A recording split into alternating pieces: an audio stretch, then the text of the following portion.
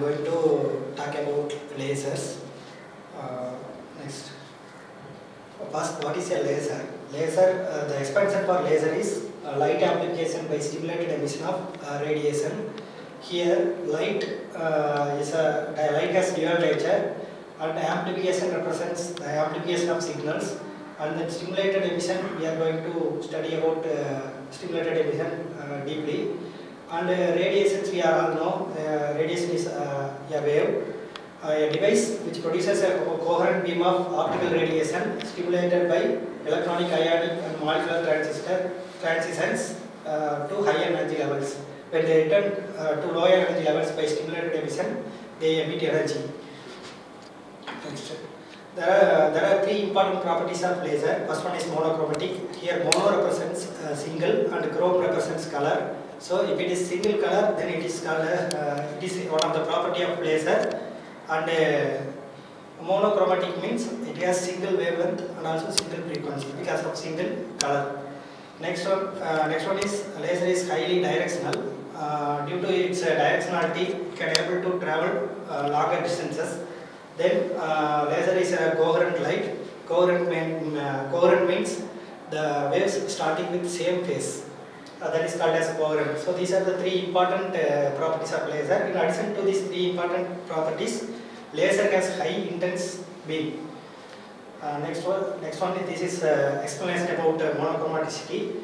As I told, mono means single, chrome represents color with a single frequency and single wavelength. And this wave represents, this diagram represents the blue and red wavelength. Blue wavelength is shorter and red has higher, longer wavelength. So this comparison of red and blue light. And nearly the monochromatic light is emitted by helium neon laser with a wavelength of 630 to 0.5 nanometer. And the wavelength difference is 0.2 nanometer. And diode laser emits 900 nanometer of wavelength, which are all different colors. Most of the lasers are in red color because of high wavelength. Next property is directionality. Here directionality represents the direction of laser light. When compared to the ordinary light diverges, but laser light does not diverge. So the divergence angle is very less when compared to the ordinary light. So this is the comparison between two. One is ordinary light and another one is laser light. Here ordinary light is also polychromatic. It has multiple colors, but laser has single color and have high directionality. Next. Coherence. Coherence means this is incoherent light because the starting phase is different for different waves. But in coherent light, the starting phase is same for all the waves, all the light waves. So this phenomenon is called coherence. And next one is this is comparison between the incandescent lamp and the laser light. So incandescent, as I already told, incandescent has many wavelength and multi-directional because it scatters, and incoherent light.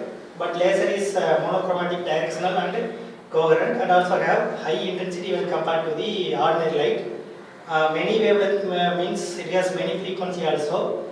So it emits with many colors. And multi-directional means it scatters in all the directions. Incoherent light means it does not start with same frequency, same phase. And monochromatic means single frequency and single wavelength. Directional, it has angular spread is very low. Coherent means it starts with same phase. Next, basic concepts of laser.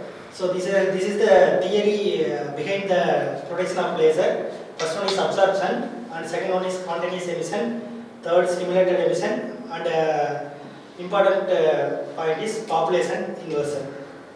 First we shall know what is meant by absorption. Absorption means actually this ground state atoms absorbs external energy and goes to the higher energy state. This is known as absorption. Here E1 is the ground state and E2 is the excited state. An atom in ground state E1 absorbs an energy h nu from outside and it goes to the jumps to the excited state. Second excited state E2. This phenomenon is known as absorption. That means it absorbs external energy and goes to the excited state from ground state. This is called as absorption. Next one is spontaneous emission. After absorption, in short period of time, that means approximately in 10 to the minus 8 seconds, the excited state atom automatically, spontaneously comes to the ground state. With the emission of radiations. This is called spontaneous emission. In ordinary light, we have only spontaneous emission. That means excited state atoms spontaneously return to the ground state with a short period of time with the emission of radiations. With the emission of radiations means emission of a photon, HU. Next one. Next topic is, this is the important one because in expansion of laser we saw about stimulated emission. Now in detail we discuss about stimulated emission. First part in which stimulated emission is the excited state atom absorbs external energy and returns to the ground state. This is called as stimulated emission. Spontaneous emission means spontaneously it emits a photon and return to the ground state. But in stimulated emission, we stimulate with the external radiations and then it emits the radiation. So in spontaneous emission, we have only one photon, one output photon.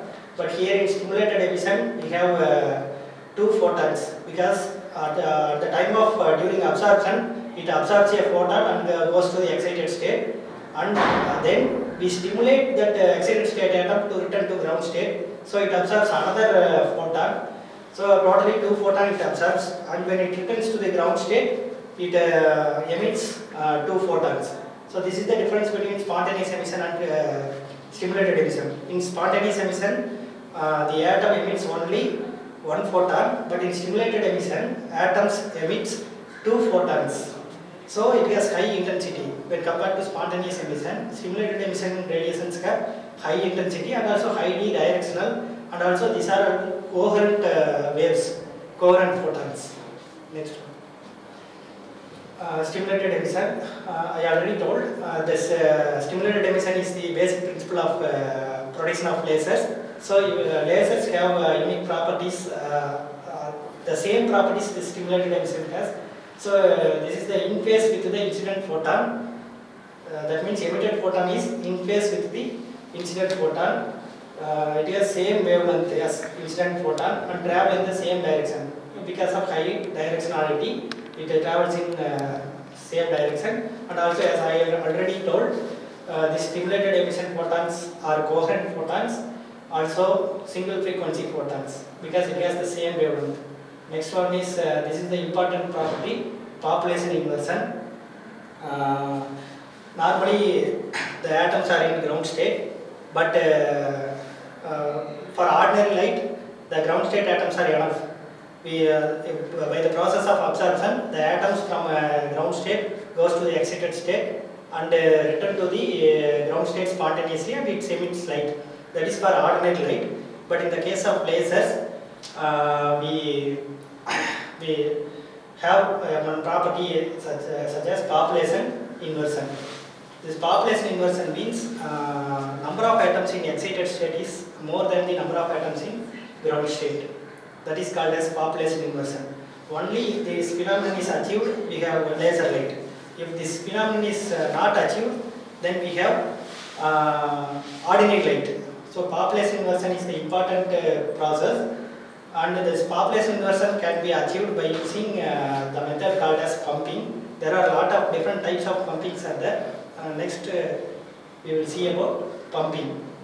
These are the different types of pumping mechanism. First, what is meant by pumping is, pumping means the ground state, we pump the ground state atom to the excited state. That is called as pumping. Pumping means we use external radiations to make the ground state atom goes to the excited state. That is called as pumping. So there are different types of pumpings are there. One is optical pumping, electrical discharge, inelastic collision between atoms, then direct conversion and chemical reaction. Here optical pumping means we use light sources to pump the ground state atom to excited state, and electrical discharge we use discharge tubes to pump the ground state atom, and inelastic collisions means we make the collision between the atoms and make ground state atoms to go to excited state. And direct conversion means this is only for semiconductor lasers. Directly the electrical energy is converted to optical energy in the semiconductor lasers.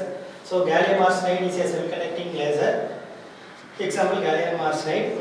Next one is chemical reaction. Chemical reaction means we mix some chemicals to make the ground state atom to excited state. That is called as chemical. The different types of pumping methods.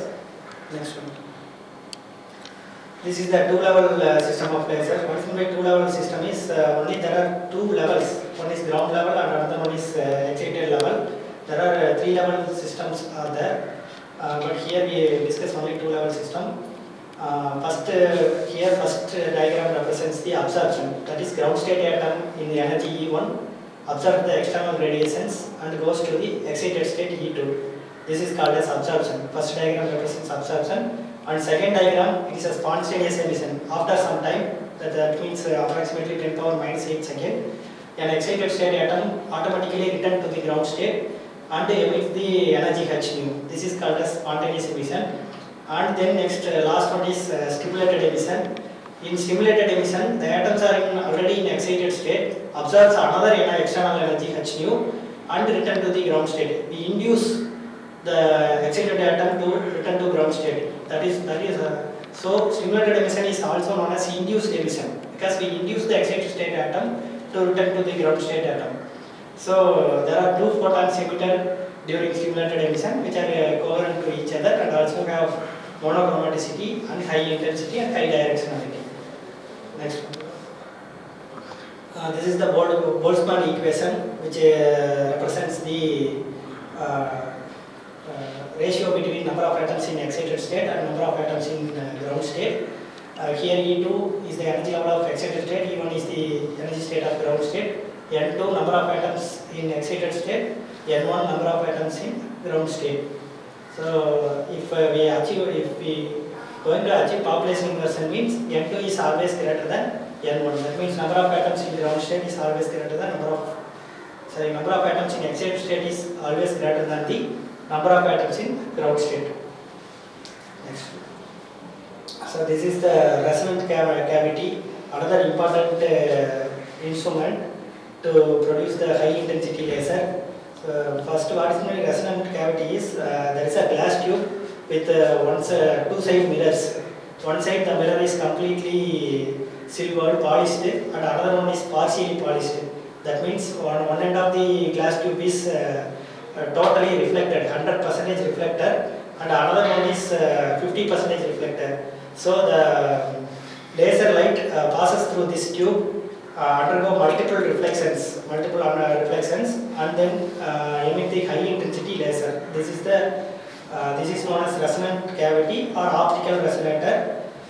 So this wavelengths are high wavelengths and also have high energy. So this is the Einstein coefficient. This is the theoretical background which explains the laser beam, production of laser beam. This is R12 means rate of absorption. Here R12 represents rate of absorptions, and rho V is the energy density of the incident radiation, and B represents the probability of finding an atom in excited or ground state. Here 12 means it represents atom in one state. That means E1 state goes to the higher energy state. So this is called as B12. That means probability of raising the atom from ground state to excited state. So R12 represents the rate of absorption, which is equal to rho V into, that means density of energy in incident radiation into B12. It is a constant. Then probability of stimulated and spontaneous emission is R21 equal to rho V into B21 plus A21. Here B represents atoms are induced, and A represents atoms are spontaneously react. That is the difference between A and B, and that's at thermal equilibrium N1 R12 equal to N2 R21. Then we equate the expressions and finally arrive this rho V equal to A21 divided by B21 into N1 N2 divided by B12 divided by B21 minus 1. And this is the final expression for Einstein coefficients A21 way. It is compared with the Planck's law 8 pi h nu cube divided by c cube into e power h nu divided by kt minus 1. This is Planck's law. When compared to the Planck's law, A21 divided by B21 equal to 8 pi h nu cube divided by c cube, a constant value. Then other factors are equal. The exponential of h nu by kt minus 1 is equal in both the equations, Planck's law and Einstein's theory. And when we compare B12 divided by B21 equal to 1. If it is true, then we have laser light. Next. And this is the probability of spontaneous emission A21 divided by probability of stimulated emission. If stimulated emission dominates, we have laser light. If B21, that means spontaneous emission dominates, we have ordinary light. So from this equation, we make the probability of stimulated emission high, so that we have produced laser lights. Next. And condition for the laser operation, mainly the population inversion is more important. It is a necessary condition. And then we make that population inversion, use that population inversion to make stimulated emissions to get laser light. Next one. This is the expression which represents the thermal excitation of atoms. But thermal excitation here is impossible because we have a low, at room temperature we have low temperature. So thermal excitation is not possible here. We use only pumping methods to produce population inversions. Next one.